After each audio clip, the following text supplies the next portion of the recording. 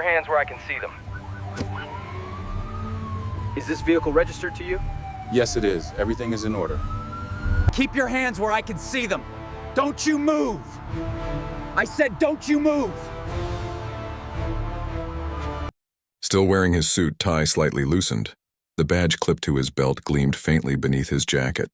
Not the metal kind cops carried, but the leather-bound insignia of the district attorney's office. The cruiser door slammed. Boots approached. A flashlight sliced through the tinted glass. "License and registration," the officer barked, voice sharp, performative. Marcus handed them over without a word. The cop leaned closer, scanning his face. Something shifted in his expression. That practiced sneer, the kind that made skin crawl. "You look nervous," he said. "Guilty, maybe. Car like this? Late night? Doesn't add up." Marcus inhaled slowly. "Is there a reason you pulled me over, officer?" The flashlight tilted higher, catching the faint tremor in Marcus's jaw. "Yeah," the cop said, stepping back, hand drifting to his holster. "Reason is, I don't like your attitude." A muscle jumped in Marcus's cheek. He saw the reflection of his own eyes in the flashlight's lens. Calm, calculating, burning. He knew the script. He'd prosecuted men like this, heard their lies unravel in courtrooms. But now, on the side of the road, none of that mattered. The officer's radio crackled. Another voice murmured through the static. Dispatch confirming Marcus Reed's name. The flashlight froze. The officer's breath hitched. "Wait, Chief Prosecutor." Marcus didn't blink. "That's right," he said. Then the sound of another siren grew louder, and something in the officer's eyes turned from arrogance to fear, cut to black. The night air was damp, that metallic scent of rain hanging between streetlights and silence. Marcus Reed's Tesla glided down Route 47, headlights carving the empty road ahead into clean white ribbons. He'd just left the courthouse annex where paperwork and exhaustion had swallowed another 14-hour day. He was humming softly to the jazz in his speakers when the red and blue lights flared in his rear view. Reflexively, his heart clenched. A lifetime of experience had conditioned that response, no matter the suit, no matter the title. He pulled over, the cruiser idled behind him. Doors opened. The boots came, slow, deliberate, heavy with intent. "Evening, sir," Officer Blake Harding said, voice smooth as gravel. "Know why I stopped you?" Marcus rolled his window halfway down. "Can't say I do, officer." Harding leaned in, flashlight slicing across Marcus's face. "Bit late to be out, don't you think?" "This your car?" "Yes. You mind proving that?" "My license and registration are right here." Marcus handed them over. Harding's gaze lingered, too long. He was young, mid-30s maybe, with that clipped haircut and squared jaw of someone who believed his uniform made him invincible. Harding walked back to his cruiser. Marcus could hear the soft chatter of the radio, then silence. He waited, 2 minutes 5:10. His fingers drummed once against the steering wheel, then stilled. The flashlight returned. "Step out of the vehicle." Marcus turned his head slowly. "Excuse me?" "You heard me." Step out he did. The asphalt was cold beneath his shoes. Harding circled him like a dog inspecting a stranger's scent. "Where you headed tonight?" "Home." "Work late?" "Yes." "What line of work is that?" Marcus hesitated. "Law," Harding smirked. "Law, huh? You a lawyer?" "Something like that." Harding's tone shifted. That mocking politeness cops used to provoke. "See, I pulled you because you drifted over the line back there." "Could have been drunk. I wasn't." "Maybe. But you people, you get nervous when lights go on, right?" "Makes me nervous too." The phrase cut like a blade. Marcus's jaw tightened. He could feel the slow surge of adrenaline under his skin. Not rage, not yet, but restraint balancing on a knife's edge. Then Harding's radio crackled. "Unit 17, suspect ID comes back. Marcus Reed, Chief Prosecutor, District Attorney's Office." Silence. Harding's face drained of color. Marcus met his eyes, calm and unblinking. "Problem, officer?" No, sir. I didn't realize what?" Marcus asked, voice low. "That I was a man with a title? Or that the law you weaponized tonight answers to me?" Harding stammered. "Just doing my job." "So was I," Marcus said. "Until now." He stepped forward, reclaiming the air between them. Harding flinched. The tension hung there, and a frozen equilibrium of power and shame. Then another cruiser arrived. Backup. Two more officers stepped out, watching, unsure which script to follow. Marcus turned, reached for his phone, and pressed record.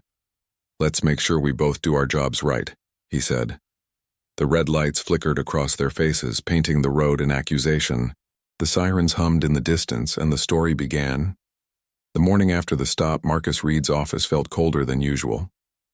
The glass walls, the minimalist desk, the framed law degree from Columbia, all sterile now, like props in someone else's life. His reflection in the window looked older, eyes shadowed, jaw tight. He replayed the video again on his phone. The dashcam lights flickered across his face as he stood in silence, hearing Harding's words echo. "You people, you get nervous when lights go on, right?" A sentence that sounded casual to some. To Marcus, it was centuries condensed into a sneer, a knock at the door. "Come in." It was Sarah Donnelly, Deputy DA, coffee in one hand, tablet in the other. Her expression was half concerned, half calculated. "You okay?" she asked. Marcus nodded once. "Fine. You look like hell." "I'm filing a report," she sighed, setting the coffee down. "Marcus, think about that for a second." "The optics are exactly the point," he interrupted. "If I let it slide, I'm part of it." Sarah hesitated. "You know how these things go. Internal Affairs will review it. The department will circle wagons, and you'll get painted as an angry black man with an agenda. That's not a fight we can win quietly." Marcus leaned back, hands folded. "Quiet's what they count on." She didn't reply. The hum of the air conditioner filled the pause. 2 hours later, he was at precinct headquarters. The waiting area smelled faintly of sweat and stale coffee. Posters on the walls read, "Integrity, Honor, Service." The irony wasn't lost on him. A receptionist led him to a gray-walled office where Captain Dorsey sat behind a desk. Gut pressing against his badge, grinned tight as wire. "Mr. Reed, quite the surprise," Dorsey said. "To what do we owe this visit?" Marcus placed a sealed envelope on the desk. "Formal misconduct complaint. Against Officer Blake Harding, badge number 4723. Dorsey's grin faltered. "You sure you want to go that route?" "I'm sure. These things, they tend to blow up. Misunderstandings turn into headlines. You of all people should understand that." Marcus met his gaze. "A misunderstanding doesn't start with a hand on a holster." Dorsey exhaled through his nose, leaning back. "I'll make sure it's reviewed. But you know how it works, paperwork, bureaucracy. Might take some time." "I'll wait," Marcus said. He stood. "And Captain, the footage is already uploaded to a secure server." Something flickered in Dorsey's eyes, fear maybe, or irritation. "Understood." That evening, Marcus sat on his couch, laptop open, untouched dinner cooling beside him. His wife Evelyn entered quietly, wrapping a robe around her. "You did it," she said. "I did. And how did that feel?" "Like shouting into a storm." She sat beside him, fingers tracing the back of his hand. "You know they'll come for you next, right?" "They'll twist it," he nodded. "They already have practice." Evelyn looked at him, eyes soft but fierce. "Then we prepare. We don't retreat." The next morning, Marcus walked into the office to find the whispers had already begun. A junior prosecutor avoided his gaze. Someone had printed an anonymous memo from a police union blog and left it on the copier. "Chief Prosecutor overreacts to routine stop." He stood there, reading until the letters blurred. Sarah approached, voice low. "They're framing it as a misunderstanding. Captain Dorsey called our boss this morning, said you were confrontational." Marcus's jaw tightened. "There's footage. They'll say you edited it." He exhaled slowly. "Then we make the full version public." Sarah's eyes widened. "That'll destroy your neutrality. You'd be turning a personal grievance into a political scandal." Marcus turned to her, voice even. It stopped being personal the moment he drew his hand toward his gun. That night, as rain hit the window in slow, steady rhythms, Marcus drafted his personal statement for the department's Internal Affairs Board. Each sentence felt like chiseling through stone, measured, factual, restrained. He avoided emotion. He knew they'd weaponize that too.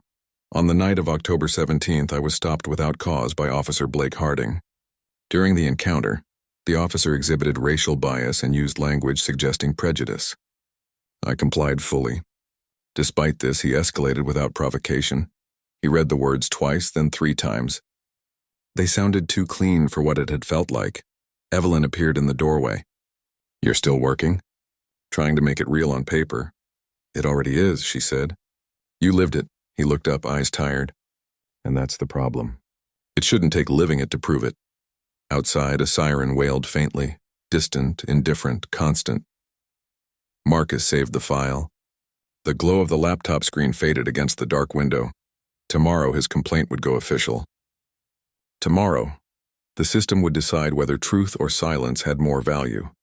And somewhere across the city, Officer Blake Harding sat in a bar, laughing with fellow officers, saying he put the prosecutor in his place. He had no idea that the report was already signed, sealed and moving through channels, slow, bureaucratic, unstoppable. 3 days later, the storm broke, not in court, not in the station, but online. At 7:12 a.m., Marcus's phone buzzed with 6 unread messages before he even poured his coffee. By the time he unlocked the screen, the headline glared back at him. Chief Prosecutor caught in heated exchange with police officer. Body cam footage leaked. The clip was only 40 seconds long, enough to distort, not enough to explain. Marcus watched, motionless. The edit began mid-confrontation. Harding's line, "You people get nervous when lights go on." But the next moment cut straight to Marcus saying, "So was I." No context, no lead-up, just tone, clipped, cold, defiant. To anyone watching, it looked like arrogance. A black man talking back to a white cop. The video racked up 200,000 views before breakfast. At the district attorney's office, the silence was radioactive. Colleagues didn't make eye contact. The usual hum of printers and phones was gone, replaced by whispers that died when Marcus walked by. Sarah met him at his door, eyes wide, face pale. "Marcus, it's bad. I've seen it. It's on every network. The police union's claiming it proves you provoked the officer." He said nothing. The walls of his office seemed to close in, sound muffled by shock. "Did you release your version?" she asked. "No." "Then who?" He didn't answer. He already knew. Only one group had access to body cam footage that fast, the department itself. By noon, reporters were camped outside the building. Cameras clicked as Marcus stepped through the front entrance, expression composed, movements controlled. "Mr. Reed, do you regret your actions that night? Are you planning to resign? Was this racially motivated, or are you using race as a shield?" He didn't respond. The flashbulbs carved white streaks across his vision. Inside, the DA, Robert Holbrook, waited with a thin smile and a stack of papers. "Marcus," Holbrook said, motioning for him to sit. "Tough morning, huh?" Marcus remained standing. "You saw the edit?" "I did. Optics are ugly. We need to manage this before it spins further." "By manage, you mean bury." Holbrook exhaled slowly. "You're one of our best. You've done good work. But the public's perception doesn't care about details. Right now you look angry, confrontational. I was confronted. And that doesn't play well on TV," Holbrook finished. "You understand politics. Step back for a week or two. Let the outrage burn out." Marcus stared at him. "You want me to disappear?" Holbrook's silence was confirmation. That night Marcus sat with Evelyn on the couch, the TV's blue light flickering over both their faces. A panel discussion played.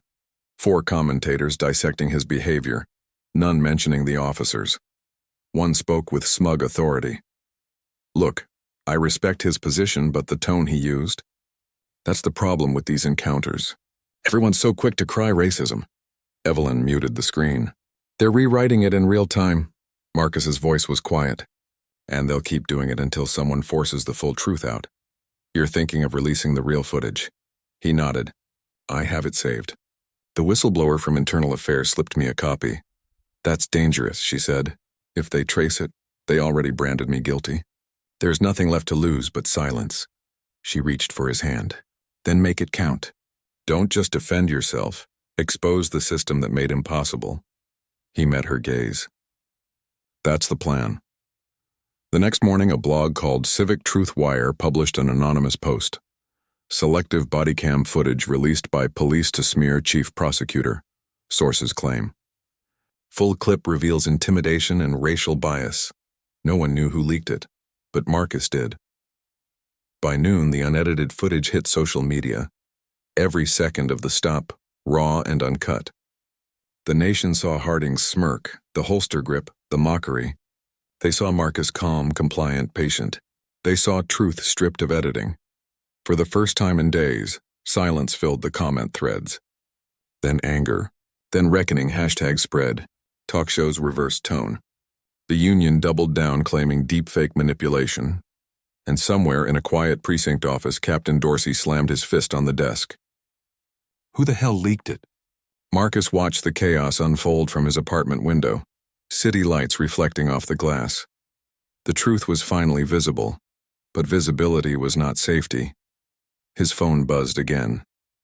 Unknown number. A message appeared. You should have stayed quiet.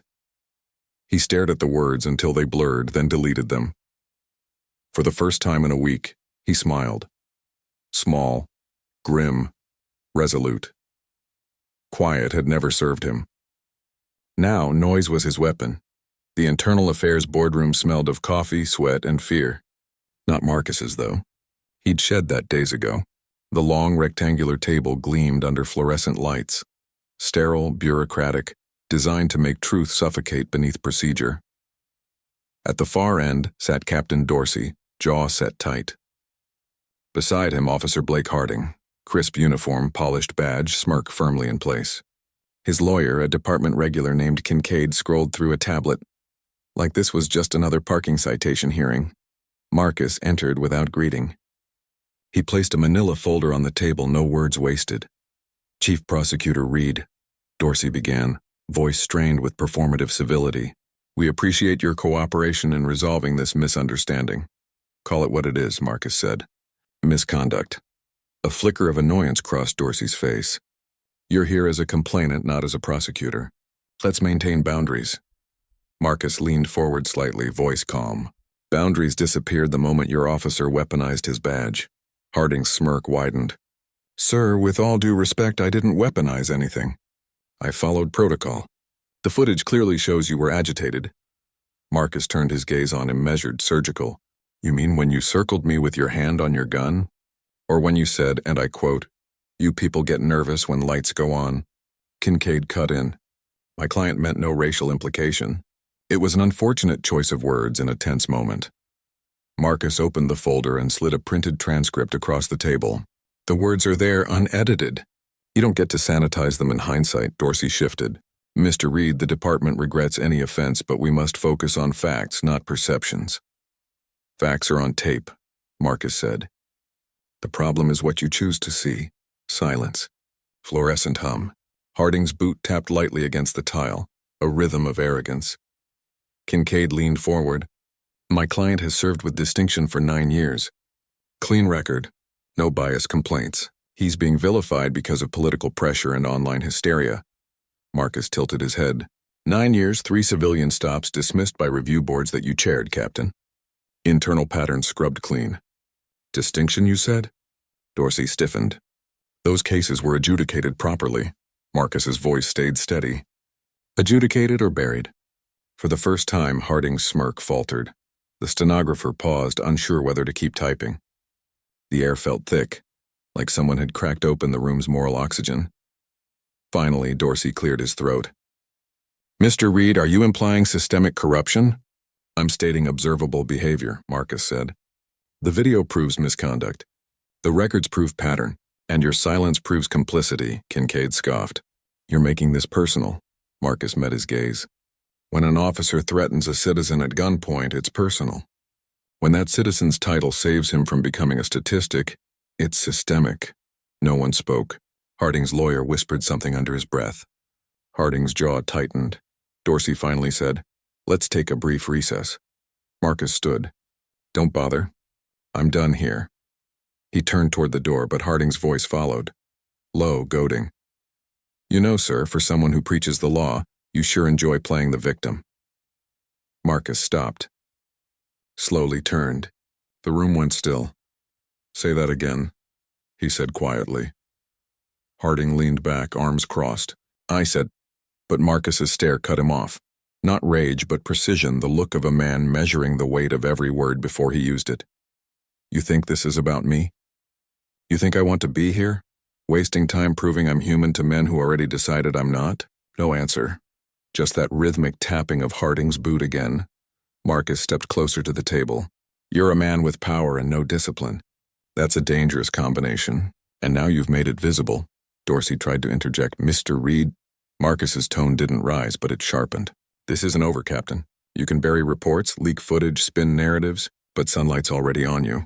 I don't need to win this room. I just need to make sure the public sees how it works. He collected his folder and left. In the corridor, Sarah was waiting. She'd watched the entire exchange through the glass window, arms folded. How bad? She asked. Marcus exhaled. He's confident he'll walk. They all are, she frowned. You think they'll dismiss it? They'll delay, dilute, call it training oversight, and when the outrage fades, he'll be back on the street. Sarah hesitated. Then what do you do? Marcus looked down the hallway, sterile white, endless. Document everything. If the system won't hold him accountable, I'll make sure history does. That night, his inbox pinged with an anonymous message. No greeting, no name, just an attached file labeled Harding Internal Memo PDF. He clicked it open. A memo from Dorsey to the Union.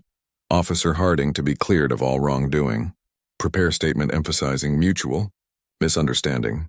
Press to be briefed before. Release. Marcus stared at the screen until his reflection blurred into the glow.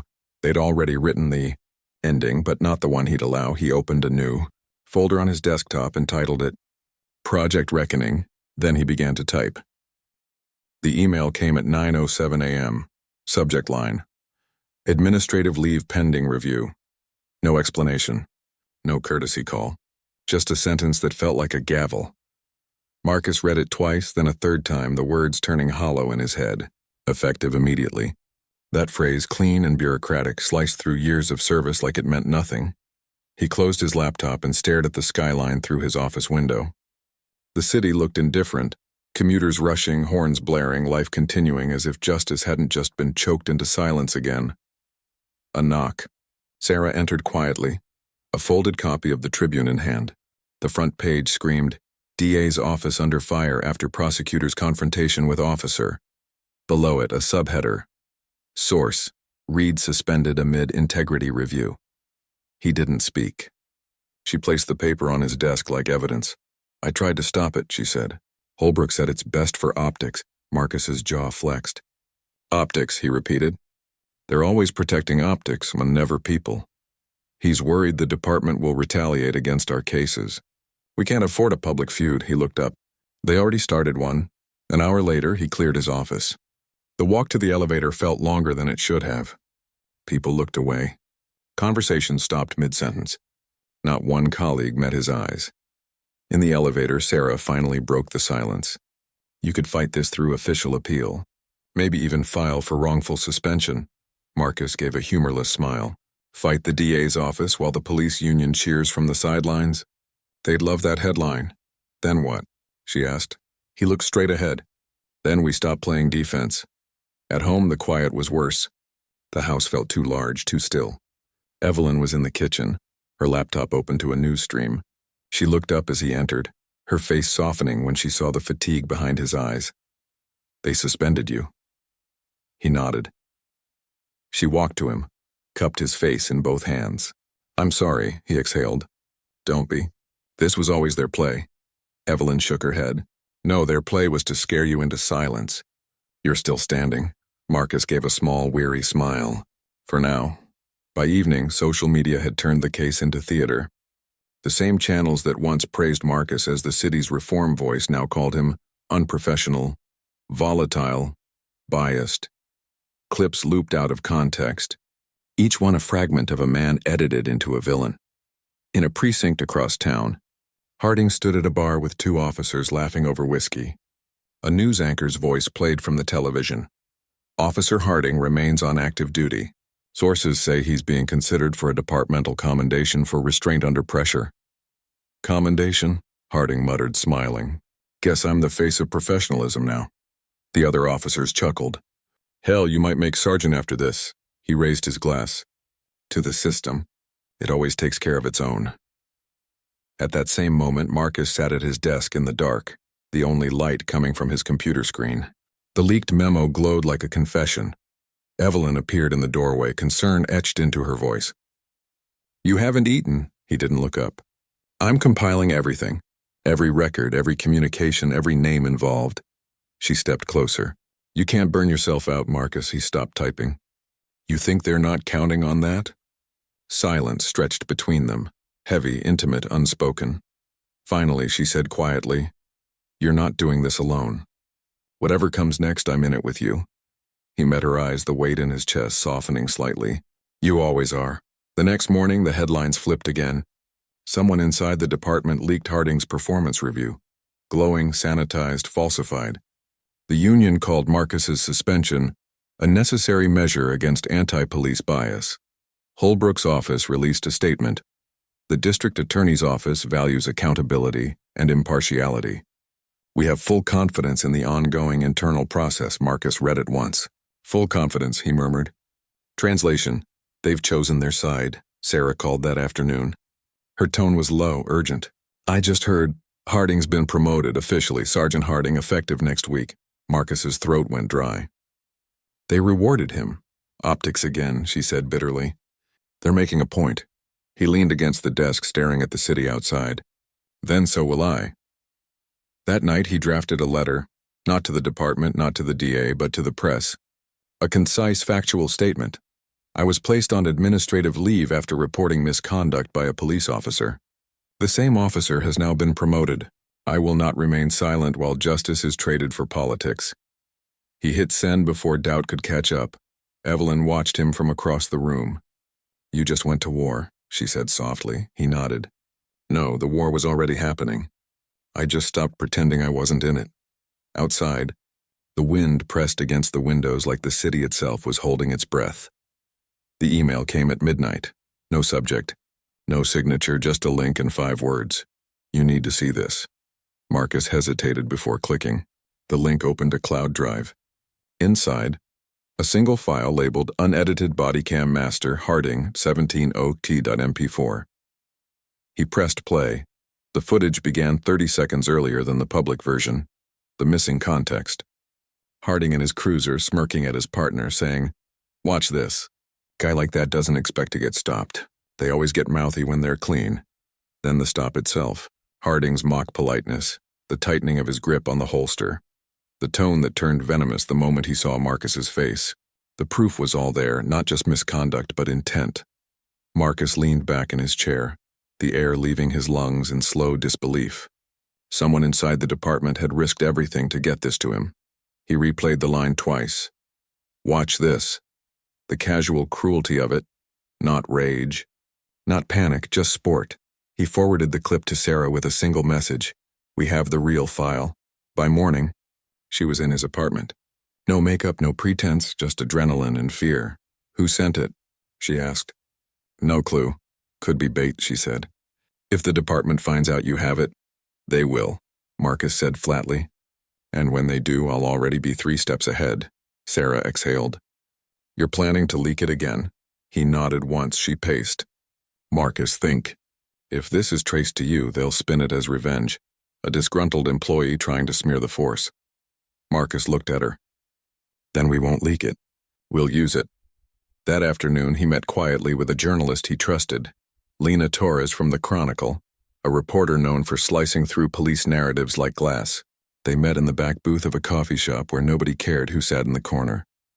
Lena slid her recorder across the table. You're sure this is authentic? Marcus nodded. Metadata matches the original upload. It's untouched. The footage they released was cut down by exactly 43 seconds, all before he activated his siren. Lena's eyes narrowed. And that's where he says the line. Yes, she sat back. That changes everything. Marcus's voice dropped lower. You can't publish yet. Not until I know where it came from. Why not? Because whoever sent it is still in that department. If we go public too soon, they'll erase the source before we can prove chain of custody. Lena studied him for a moment, then nodded. All right. But when it breaks, it's not going to be quiet. That night, another anonymous message appeared in his inbox. They're closing in on IA Officer Renner. He's the one who pulled the file. He's scared. Meet him tomorrow. Pier 9, 8 a.m. Marcus's pulse quickened. He typed back, who is this? No response. At dawn, fog rolled over the harbor, wrapping the docks in pale mist. Marcus waited near Pier 9, collar up against the cold. A man approached, mid-40s, plain clothes, weary eyes. He looked around before speaking. You Reed? Yes, I'm Officer Renner. Internal Affairs. Marcus didn't move. You're the one who sent the file. Renner nodded. I've seen too much buried. Harding's report was scrubbed before it even hit the database. Dorsey ordered IT to sanitize the footage before public release. Marcus's voice was quiet, lethal. He ordered it? Directly. Said you'd learn your place? Marcus's throat tightened. Why risk everything to tell me? Renner looked away. My brother got pulled over 5 years ago. Didn't make it home. The report said non-compliance. I read the body cam. It was murder. They buried that one too. The words hung heavy between them, the personal cost behind every bureaucratic lie. Renner pulled a flash drive from his pocket and handed it over. Backup copy. With timestamps. Use it right. Then he turned and walked into the fog, vanishing before Marcus could say another word. By afternoon, Sarah sat beside Marcus in his office, watching the footage again. This is enough to indict, she said. Tampering, obstruction, perjury, it's all here. Marcus nodded. Then we take it to the Ethics Committee. Not IA, not the DA, the State Oversight Bureau. They'll hate you for this, she said. They already do. Sarah smiled faintly. Then let's give them a reason. That night, Marcus uploaded the evidence packet, video, memos, logs, to the state portal. It was official now, logged, time-stamped, undeniable. He shut down the laptop and leaned back in the silence. Evelyn appeared in the doorway, worry shadowing her face. You're sure this is the way? It's the only way that doesn't end in silence. She crossed the room, resting her forehead against his. Then brace yourself, because once truth leaves your hands, it stops belonging to you. Marcus closed his eyes. I know. Marcus closed his eyes. I know. Outside, sirens echoed faintly across the city, distant, rhythmic, endless. But this time they didn't sound like warning. They sounded like reckoning. The call came just after sunrise. Reed, Commissioner Dorsey wants you in his office. Now. Marcus knew the tone, that clipped bureaucratic chill that always came before an ambush. He adjusted his tie, grabbed the drive from his desk, and walked out without a word. The department building loomed gray under a low sky, the kind of morning that felt like the air itself was holding its breath. Officers at the front desk went silent as he entered. Their stares followed him like heat. When he reached the top floor, Dorsey's assistant wouldn't meet his eyes. She just motioned him in. The commissioner stood behind his desk, hands braced on polished mahogany, jaw tight. On the wall behind him hung the department's slogan in metal letters, Integrity above all.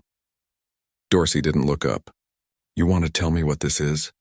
He turned his monitor, paused on the still frame of Harding's smirk mid-sentence. Watch this. Marcus stayed silent. Dorsey's voice rose. You leaked a classified internal file. You violated confidentiality and destroyed public trust in this department. Marcus's reply was low and steady. No, I exposed corruption that you authorized. Dorsey's eyes snapped up. Careful, Reed. Am I wrong? A long silence. Then Dorsey circled the desk and stood inches away, his breath sour with coffee. You think the public cares about your crusade? They see a headline, they move on. You'll burn your whole career and nothing will change. Marcus met his stare. Maybe, but this time your name burns with it. The door burst open. 2 uniformed officers entered, flanking Sarah Torres, the assistant DA, Marcus's colleague, and now his unexpected shield. She handed Dorsey a folder. Commissioner, the State Oversight Bureau has taken jurisdiction. Mr. Reed's evidence has been validated and logged under whistleblower protection. Dorsey's face hardened. You went around me? Sarah didn't blink. Around you was the point. For a long moment, Dorsey said nothing. Then he turned toward Marcus with a small, poisonous smile. You think this ends with me? You don't understand how deep this runs. Marcus's voice was calm. Oh, I understand. That's why I didn't stop with one file. He placed a second flash drive on the desk. Everything Renner gave me. Copies of edited reports, deleted dispatch records, chain of command emails. You don't just have a bad officer problem. You have a conspiracy, Sarah added. And now the Bureau has it all. Dorsey's mask slipped, the faintest twitch of panic in his eye. You're destroying good men's lives over politics. No, Marcus said. You destroyed them the day you let Harding patrol again. The silence was broken by the intercom buzzing. The assistant's voice cracked. Sir, the press is outside. They have the footage. Dorsey turned pale. What footage? Marcus allowed himself a small breath. The public version, the uncut one. Seems your IT leak didn't stop at me. Dorsey lunged toward the phone, barking orders. Lock the servers. Get Harding in here. But it was too late. Sarah's phone buzzed. She glanced down. It's live, she said softly. The Chronicle just dropped it. On the screen, Harding's voice crystal clear echoing through the newsroom. Watch this. The timestamp visible. The department logo. The laughter in the background. It was everywhere now. By noon, the city was boiling. Protesters gathered outside the precinct. Reporters camped on the steps. Politicians scrambled for statements. Inside, Dorsey's office became a bunker, phones ringing, voices shouting through half-closed doors. Harding was suspended pending investigation. The mayor announced an emergency inquiry, and Marcus sat quietly in the hallway watching chaos unfold through the glass. Sarah approached. They're offering you protective reassignment until the review's over. You'll be out of the crossfire for a while. He shook his head. No, if I disappear now, the story shifts. They'll say I was unstable, emotional, out of control. You're not bulletproof, Marcus, neither are they.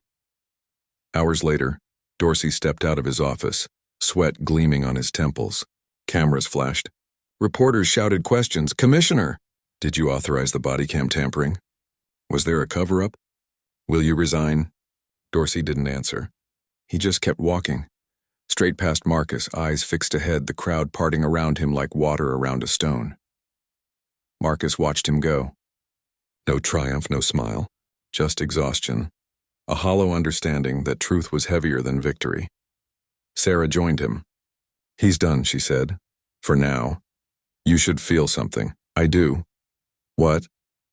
He looked out the window at the crowds below. The cost. That evening, Marcus returned home to find a single envelope slid under his door.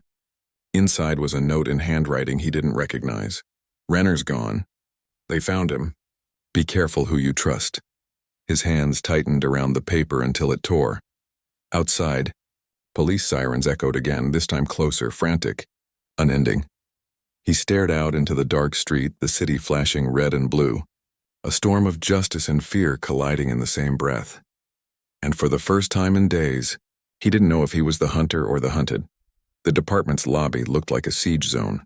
Reporters crowded against the barricades, shouting questions through the storm of flashbulbs. Reed, is it true you exposed the commissioner? Do you regret leaking the file? Are you safe? Marcus said nothing as he walked through the swarm, collar up, eyes straight ahead. The cameras caught everything. The calm in his stride, the fatigue beneath it. He knew that image would be dissected by morning. Inside, the building was almost silent. Offices half empty, blinds drawn. The smell of burnt coffee and anxiety hung in the air. Sarah met him by the elevators. Her expression was grim. They found Renner's car by the docks. He stopped walking. And? No sign of him. Just his badge left on the seat. Marcus's jaw clenched. He didn't ask more. He already knew what that meant. In the conference room upstairs, the Oversight Bureau sat in formation. 3 investigators in gray suits, sterile eyes behind their glasses. A single camera recorded everything. Mr. Reed, the lead investigator began. We have reviewed the footage, metadata, and corroborating reports. Your actions violated chain of command protocol. However, she glanced at the others. Given the evidence of obstruction by senior leadership, your disclosure is protected under whistleblower statute. Marcus didn't react. He only nodded once. She continued. Commissioner Dorsey has been placed on administrative leave pending indictment. Officer Harding is in custody. Several IT staff have admitted to evidence tampering. You understand this investigation will continue for months? I understand, Marcus said. The investigator leaned forward. Mr. Reed, off record, was this justice or revenge? He met her eyes. It was survival. Later that day, the city pulsed with unrest. Protesters filled the courthouse steps, signs raised high. Accountability now. No more hidden hands. Justice isn't a favor. Marcus stood at a distance watching. He didn't speak. He didn't chant. He just listened, the rhythm of thousands of voices demanding what he'd spent his life believing in, now echoing back to him like a question he couldn't quite answer. Sarah appeared beside him. "They're calling you a hero," she said softly. "I'm not. You exposed a system. I also broke it." She shook her head. "It was already broken. You just turned on the light that night." A local news anchor's voice filled every living room in the city. "Today, the State Oversight Bureau confirmed criminal. Investigations into multiple senior officials, following leaked footage of a racially charged traffic stop involving Officer Robert Harding and Chief Prosecutor Marcus Reed. Commissioner Alan Dorsey has been placed on leave pending federal review." The screen cut to Harding in handcuffs, head down, jaw clenched. Then to Marcus, silent among the reporters, flashbulbs bursting like gunfire. The anchor's tone softened. Public opinion remains divided. While many praise Reed's courage, others question his judgment in bypassing departmental protocol. What remains undeniable is that this single act has shaken the city's faith in law enforcement. At home, Marcus muted the TV and sat in the dark. The silence was heavy. Evelyn walked in quietly, setting a mug of tea beside him. "You did what you had to," she said. He stared ahead. Renner didn't deserve to vanish for doing the same. Evelyn put a hand on his shoulder. "People will remember him. You'll make sure of that," Marcus exhaled. "They'll remember the scandal, not the man." A knock at the door, Sarah again, this time with a file. "Media's moving on Harding's confession," she said. "He's claiming Dorsey ordered him to pull you over, to remind the DA's office who controls the streets." Marcus blinked slowly. "So it was never random." "No," she said. "You were the message." He laughed once, bitter, hollow. "Guess I sent one back." Days passed. The city's outrage cooled into exhaustion. Headlines faded, replaced by newer scandals. But the ripple remained. Training programs rewritten, oversight policies drafted. Young officers whispering Harding's name like a cautionary ghost. Marcus returned to work in a temporary role, public accountability liaison. It was the Bureau's idea of irony. He stopped. For a long time, he just stared at it. The same words that once felt like scripture, now like irony carved in marble. Then he whispered, almost to himself, "Maybe one day it'll mean something again." He turned, walked away, and didn't look back. News segment, 2 weeks later. Breaking.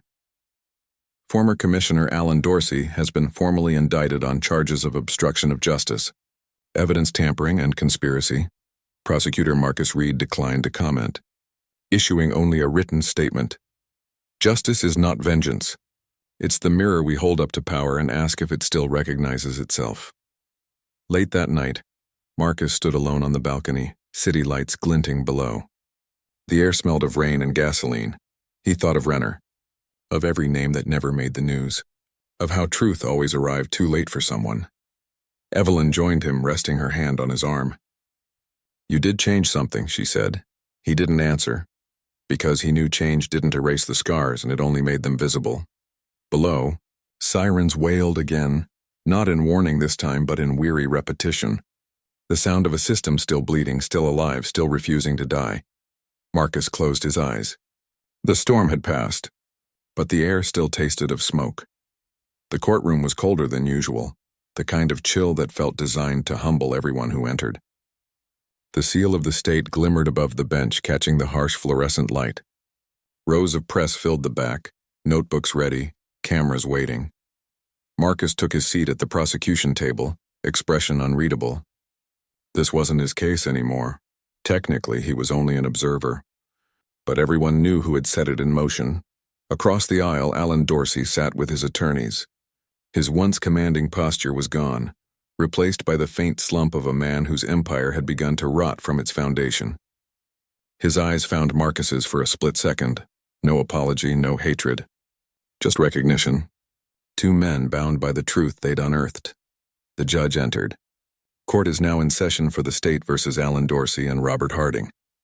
The gavel fell, sharp and final. Harding was the first to take the stand. He looked smaller without the badge. Just another man in a wrinkled suit, sweating under the lights. The defense tried to paint him as overzealous, a man pressured by systemic culture. But the prosecution's opening line cut clean through that. Officer Harding didn't make a mistake. He made a choice to weaponize his power against a man whose only crime was existing in the wrong color car. When they played the footage, the room went dead silent. Watch this. The line hit again, a wound reopening in real time. Harding's tone casual, amused, cruel. The jurors flinched. When cross-examined, Harding avoided Marcus's gaze. "I was following protocol," he muttered. "Protocol doesn't tell you to smirk before you pull your gun," the prosecutor said. That was ego. That was hate. Harding's mouth opened, then shut. He said nothing more. Next came Dorsey. His testimony was colder, more calculated. He claimed ignorance. "I didn't order anyone to target Reed. The body cam file edits were handled by IT. I had no direct oversight." The prosecutor slid a printed email onto the screen. "Sanitize the footage. Remove any content that undermines officer professionalism." Dorsey's face stayed stone. "Did you send this email?" "Yes." "Did you know that sanitize resulted in removing 43 seconds of footage, including premeditation of misconduct?" "I didn't review the final cut." Marcus leaned forward in his seat, watching Dorsey's lips move, every word a new layer of denial. He'd seen this before, the careful diction of men who buried truth under procedure. The prosecutor pressed harder. "Commissioner, did you tell Officer Harding that Mr. Reed needed to be reminded who controls the streets?" A pause. The entire room froze. Dorsey's lawyer objected. Overruled. Dorsey finally said, "I may have said something to that effect, but it was rhetorical. Not an order." "Rhetoric with power behind it becomes command," the prosecutor replied, "and commands cost lives." During recess, Marcus stepped outside. The hallway buzzed with murmurs. Journalists whispering, officers avoiding his eyes, camera crews adjusting tripods. Sarah joined him by the vending machine, her tone low. "They're cornered. Jury's leaning our way." Marcus nodded. "Doesn't feel like a victory." She studied him. "Because it's not the kind you can celebrate." He didn't answer. He was thinking of Renner, of the badge left behind on the dock. "Justice always asks for blood," he said finally, "just not always from the guilty." When court resumed, the defense tried a final move, arguing that the systemic culture should bear blame, not individual men. Marcus couldn't stay silent. Though not officially called, the prosecutor allowed a brief statement from him as contextual witness. He stood before the court. The air was thick, tense, cameras aimed straight at him. "Commissioner Dorsey didn't invent racism," Marcus began. He maintained it. "Like rust on a structure, quiet, steady, claiming everything it touches. Officer Harding didn't need to be told who to stop that night. The system taught him. It rewarded him. It made cruelty feel like duty." He looked at Harding. "And I was supposed to accept it. To nod, to smile, to say thank you for the routine stop. But silence is the soil where rot grows." He turned to the judge. "I'm not here to win. I'm here so the next man doesn't have to survive just to prove he belongs." Then he sat down. No dramatics, no applause, and just stillness. The sound of air moving through a room suddenly aware of its own weight. The verdict came 3 days later. Harding, guilty on all counts, abuse of authority, falsification, aggravated assault. Sentenced to 12 years without parole. Dorsey's guilty of obstruction and conspiracy. Sentenced to 8 years with recommendation for federal oversight review. The courtroom murmured. Reporters scribbled. Marcus closed his eyes. Not in satisfaction, in exhaustion, Sarah whispered, "You did it." "No," Marcus said. "We forced them to see it." Outside, rain began to fall, slow and cold. The crowd waiting on the courthouse steps erupted when the verdict was read aloud. Some cheered, some cried, some simply stood in silence, as if unsure whether the world had really changed or just momentarily paused. Marcus stepped into the rain. Cameras flashed again, but this time he didn't flinch.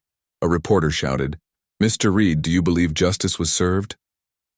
He stopped, rain running down his face, and answered simply, "Justice isn't served. It's built, and brick by brick, case by case, truth by truth." Today was one brick. Then he walked away. That night he drove to the docks. The fog was thick again, just like the morning he'd met Renner. He stood by the water, wind cold against his face. He placed a badge, his own this time, on the railing. watched it glint under the streetlight, not as surrender but as acknowledgement. The symbol meant something once. Maybe someday it would again. As he turned to leave, the city lights shimmered across the water, fractured, imperfect, beautiful. For the first time in months, he let himself breathe, not because it was over, because it was beginning. 6 months later, the city looked almost the same. Traffic crawling through the downtown grid, headlines cycling through new scandals, and the same news anchors wearing the same practiced empathy. But under the surface, something had shifted. The department had a new commissioner, interim, young, untested. The old brass had either retired quietly or been forced out under scrutiny. Training manuals were rewritten. Cameras rolled at every stop. But Marcus knew policy was paint. The foundation still cracked. He walked the courthouse steps again, this time not as a target or a hero, just a man attending a community forum on reform. Rows of citizens filled the benches, victims, activists, cops in uniform sitting stiffly at the back. At the podium, Sarah spoke first. "Systemic change doesn't start with punishment," she said. "It starts with reflection, uncomfortable, constant reflection." Marcus watched her. She'd grown harder, sharper, but not cynical. That mattered. Then someone from the crowd stood up, a young man, early 20s, voice trembling with anger. "Why should we trust any of you? You say you fix the system, but people still die. Cops still walk free. What did any of this change?" The room fell silent. Sarah looked toward Marcus, a silent question in her eyes. He rose and walked to the mic. "You're right," he said. "Nothing changes overnight. We didn't fix the system. We just cracked it enough for light to leak through." The young man stared at him, fists tight. "That's not enough." "It never is," Marcus said softly. "But it's a start." The tension in the room didn't dissolve. But the silence that followed wasn't the same kind as before, and it wasn't fear. It was thought. After the forum, Sarah caught up with him outside. The night was cool, the air smelling faintly of rain and city dust. "You're staying quiet these days," she said. "I've said enough words for one lifetime." She smiled faintly. "They're talking about offering you a seat on the State Review Board, oversight for police conduct." He gave a small shake of his head. "No. Someone else needs that seat. Someone who still believes rules can save people." "You don't?" "I believe people save people. The rules just slow them down." Later, he drove out of the city, down the coastal highway where fog drifted in sheets. The ocean stretched black and endless. It was where he went when he needed silence without ghosts. He parked near the same pier where Renner's badge had been found. The railing was rusted now, a memorial plaque bolted to it. "In memory of Officer David Renner, truth is worth the risk." Marcus stood there a long while, wind pushing against his coat. He whispered, "You were right to believe it mattered." For the first time, it didn't feel like a prayer. It felt like closure. Weeks later, the Chronicle ran a follow-up feature. The Reed precedent, how one case forced an entire system to look at itself. The article was measured, not glorifying. It detailed policy changes, exposed bureaucratic cover-ups, and listed names: Harding, Dorsey, Renner. It ended with a quote from Marcus. "You can't reform conscience. You can only keep asking the question, what do we allow when we stop paying attention?" The story trended for 2 days before vanishing beneath newer noise. But in certain circles, classrooms, precincts, law offices, it stayed printed on bulletin boards. A case study, a warning, a flicker of accountability. Evelyn found Marcus one evening sitting on their apartment balcony again. Same view, same silence. "You ever going back?" she asked. "To what?" "Courtroom, office, law." He thought for a long time before answering. "Law is what I do when I want to feel control. Justice is what I do when I remember I don't have any." She nodded slowly. "So what now?" He smiled faintly. "Now I teach." By spring, Marcus was lecturing part-time at a community law program. Young students, idealistic, blunt, the kind who didn't believe in compromise. He liked that about them. In one session, a student asked, Do you think systemic racism can actually be eliminated? Marcus paused, then said, No. Systems are mirrors. They only change when the people looking into them do. Another student frowned. So what's the point of fighting it? He leaned forward. Because every fight changes someone watching, and someday that person becomes the system. The room went quiet. Pens stopped moving. For a moment, it wasn't a classroom. It was a seed. That night, he drove home past the courthouse. A small group of protesters stood out front, holding candles instead of signs. He rolled down his window, listening to the hum of their voices. A girl's voice carried through the night air. Say his name, David Renner. He parked for a moment and joined them, taking a candle from a stranger's hand. The flames flickered in rhythm with the wind, fragile, persistent. A reminder that even the smallest light defies darkness by existing. A week later, the state announced the creation of a new division, Office of Ethical Accountability, modeled after Reed's case. They offered him a consultative role. He declined, recommending Sarah instead. She called him that night, half amused, half moved. You just passed me your war. It was never mine, he said. Just my turn. Months later, on a quiet evening, Marcus opened his old briefcase. Inside were fragments of the storm, copies of the footage, news clippings, Renner's note, and the badge he'd left by the water that night, retrieved later by Evelyn. He looked at it one last time before closing the case and locking it away. Some stories weren't meant to be carried forever. Outside, the city was loud again, but differently.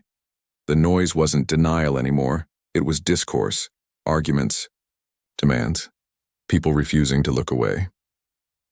Marcus stepped into the street, coat fluttering in the wind, as traffic lights blinked red across wet asphalt. He crossed slowly, head high, the weight on his shoulders lighter than it had been in years. A driver rolled down a window as he passed. Hey man, you're Reed, right? The prosecutor? Marcus hesitated, then said quietly, Was. The man nodded. You did good. My brother said your case made his department start filming everything. Saved him from a bad stop last month. Marcus just smiled, nodded once, and kept walking. When he reached the other side, the light turned green. The city didn't heal. It evolved. And somewhere between the sirens and the silence, between the laws written and the ones broken, Marcus Reed finally understood. Justice wasn't about punishment or perfection. It was about persistence, and persistence in the face of power was the truest act of faith. He looked up at the skyline, fractured, alive, and whispered, Still building.